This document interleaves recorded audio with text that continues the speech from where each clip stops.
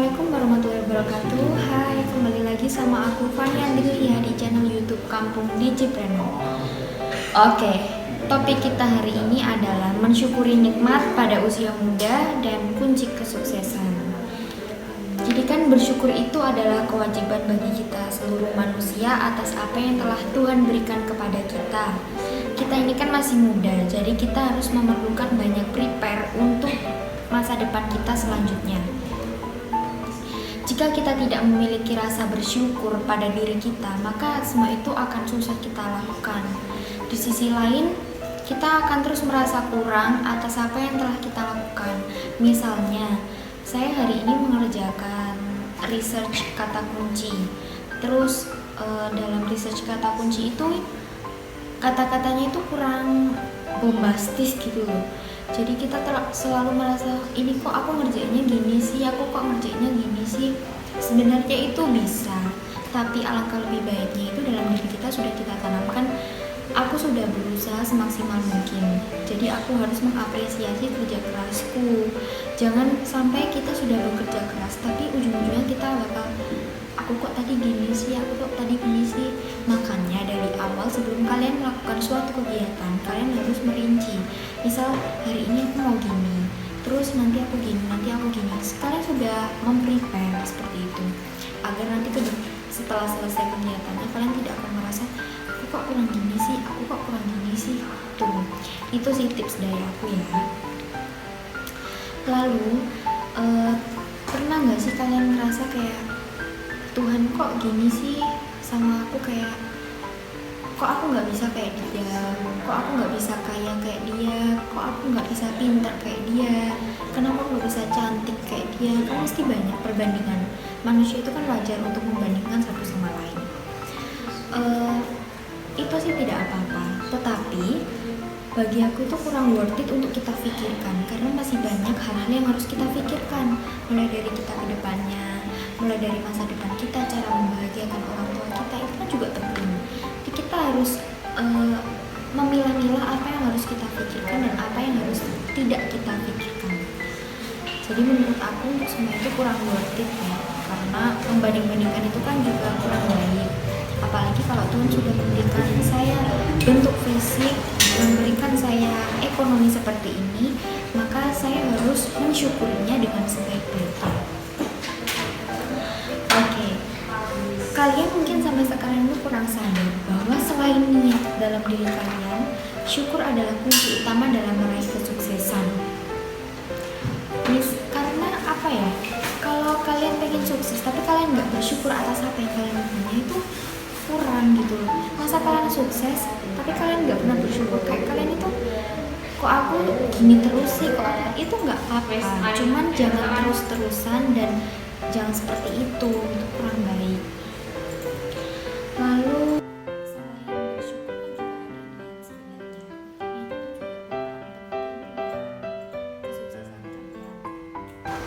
kesuksesan kalian itu bukan hanya dari sisi kepintaran, tetapi juga bagaimana kalian bisa mengolah bakat kalian, bakat diri dalam kalian, terus mengasah pemikiran kalian lebih dewasa. Pemikiran kalian harus lebih dewasa, jangan hanya saya berpikir untuk hari ini saja, tapi saya harus berpikir ke depannya, seperti itu. Lalu kita lanjut ke next topik ya. Ada kunci kesuksesan.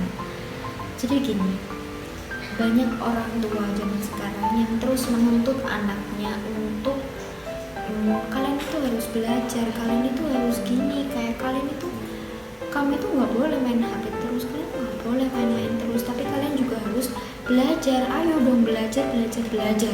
Banyak orang tua yang seperti itu, bahkan hampir semua orang tua seperti itu. Namun itu tidak salah, tetapi cara penyampaian mereka mungkin kurang benar. Misalkan bisa diganti dengan ayo nak, kalau belajar itu memang penting, tapi sebentar, bakat kamu itu di mana? Kamu harus mengasah bakat tersebut. Jadi pengasahan bakat itu juga tergantung dalam kesuksesan kalian nanti. Kalau misalkan bakat kalian dalam belajar, ya kalian harus terus-terusan belajar tanpa harus disuruh orang tua ya, itu karena niat kita masing-masing. Kalau kalian punya keahlian lain dalam hal apapun, misalkan kecantikan, di bidang olahraga, di bidang manajemen atau apa, kalian harus mengembangkannya. Jangan kalau misal orang tua saya menyuruh saya belajar, jadi saya harus belajar aja, tapi kalian gak suka belajar, dan itu gak akan bisa membuat kalian sukses ke depannya, karena itu adalah sebuah paksaan. Terus kalau kalian gak suka belajar juga gak apa-apa, tapi juga kalian harus mempunyai skill selain itu, karena belajar itu penting. Tapi kalau kalian gak suka belajar, kalian bisa mengembangkan ide-ide kalian yang lainnya. Misalnya nih, aku ada contoh. Kalian pasti tahu kan YouTuber terkenal, TikToker terkenal yang namanya Bang Jerome Pauline.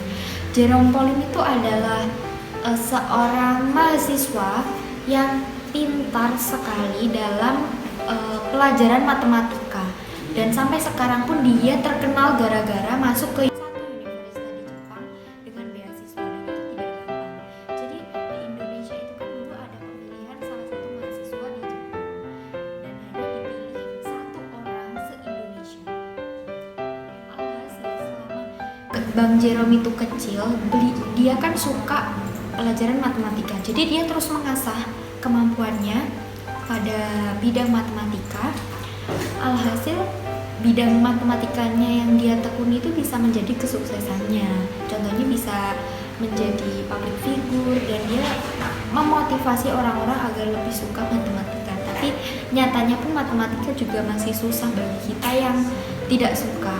Tapi kalau bagi orang yang suka itu mah seru gitu ya. Jadi ceritanya Bang Jerome itu kan dari TK itu kan udah kayak seneng matematika, ini kok seru sih, tambah-tambahan, pengurangan, seperti itu. Dia itu suka kan matematika. Jadi dari TK, SD, SMP itu dia terus mengasah matematikanya. Dia mau les, dia mau belajar di rumah, dia sekolah pun dengan tertib tanpa meninggalkan semua mata pelajaran. Tapi yang mata pelajaran dia suka adalah matematika. Lalu pada saat SMA itu udah tertarik banget gitu sama matematika. Terus dia tanya-tanya ke berbagai penjuru, tanya untuk ada apa ya, penerimaan mahasiswa nggak sih di Jepang yang terkait dengan matematika. Akhirnya ada salah satu teman orang tuanya yang datang menemui orang tua Bang Jerome karena tahu bahwa Bang Jerome itu suka sama matematika. Jadi dia diarahkan untuk ikut tes tersebut. Itu sebenarnya itu juga tidak sengaja gitu loh, tidak sengaja bertemu dan menceritakan semua itu. Akhirnya beliau pun bisa masuk ke salah satu universitas di Jepang yang terbaik loh ya, terbaik di Jepang dengan hasil kerja kerasnya, dan masuk dengan beasiswa tanpa biaya sedikit pun. Itu adalah salah satu contoh orang yang sukses karena di bidang pendidikannya, karena dia suka pelajaran matematika. Yang kedua itu ada lagi contohnya nih, akhir-akhir ini kan booming ya, kayak bulu tangkis di Indonesia itu ganda putrinya itu meraih medali emas. Itu kan juga nggak gampang gitu ya. Jadi medali emasnya itu dimenangkan oleh Gracia Poli dan Apriani yang berhasil membanggakan Indonesia. Jadi mereka mencetak sejarah baru, yaitu mempunyai medali emas dalam cabang olahraga bulu tangkis ganda putri di Olimpiade Tokyo 2021. Sebenarnya itu ini aku ceritakan di yang Apriani ya, karena kalau yang Gracia Poli ini kan sudah termasuk yang senior, jadi sudah terlalu lama mengikuti cabang olahraga. Tapi kalau Apriani ini baru berumur, memang sih dari SD itu sudah suka sama bulu tangkis, tetapi dia itu kayak kurang dalam hal biaya gitu. Jadi dia itu harus bersusah-susah dahulu untuk membeli raketnya itu. Untuk Apriani, dia kan masih berumur 23 tahun. Dia sudah bisa menjadi salah satu atlet terbaik nomor 1 di Indonesia. Itu juga butuh perjuangan. Saya dengar cerita itu di salah satu konten YouTube seseorang. Apriani bercerita bahwa saya sebenarnya itu di sekolah itu tidak suka belajar, kurang suka, karena saya suka berolahraga. Dan saya dan si Apriani itu tahu bahwa passionnya itu ada di bulu tangkis. Jadi dia itu terus mengasah terus mengasah keahliannya dalam hal bulu tangkis. Alhasil sampai dia berumur 17 tahun berhasil masuk ke salah satu tim nasional di Indonesia. Sebelumnya itu bukan ganda ya, tunggal putri. Tapi kalau yang Gresya Poli itu memang dari dulu sudah di ganda putri ya. Terus karena si Gresya Poli itu selalu gonta-ganti pasangan untuk ikut lomba-lomba, akhirnya sang pelatih pun memilih si Apriani ini untuk mendampingi bermain di salah satu olimpiade bersama Gresya Poli. Alhamdulillahnya mereka berdua berhasil meraih juara pertama pada olimpiade tersebut yang pertama kali. Jadi itu semua itu kan bukan hal yang gampang gitu ya. Apriani ini juga berusaha sekali mengembangkan niatnya dalam hal bulu tangkis. Akhirnya dia menjadi salah satu atlet terbaik di Indonesia. Oke, inti topik hari ini adalah